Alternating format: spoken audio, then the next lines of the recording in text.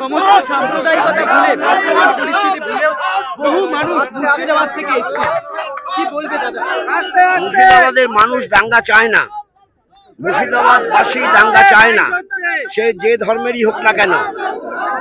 মালদা মুর্শিদাবাদ কখনো দাঙ্গা চায় না।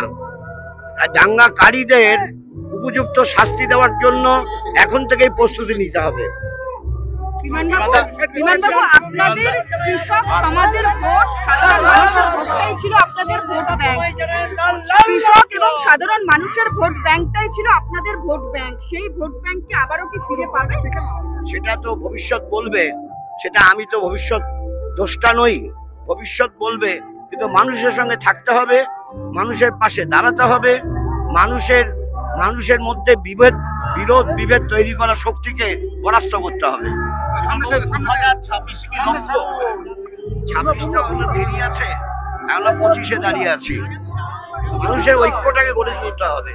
সমস্ত শ্রমজীবী মানুষের ঐক্য গড়ে উঠলে পর কোন বিভেদকারী শক্তি কোন রকম ফায়দা তুলতে পারবে না। তৃণমূল বিজেপি বারংবার বলে আসছে যে ব্রিগেডের ময়দান ঘটছে, কিন্তু কোনোভাবেই কোনো প্রতিফলন সেটা হচ্ছে না ব্যালট বক্সে। কি মনে হচ্ছে কোথাও গিয়ে শ্রমিক শ্রেণী বা কৃষক শ্রেণী তারা সরে গেছিল, তারা আবার ফিরে আসছে? আমি তো একই কথা বলছি যে মানুষের সঙ্গে থাকতে হবে, মানুষের স্থানীয় দাবির ভিত্তিতে লড়াই করতে হবে, মানুষের ঐক্য সংহতি সম্প্রীতির মেলবন্ধনকে দৃঢ় করতে হবে এবং দাঙ্গাবাজদের হটাতে হবে।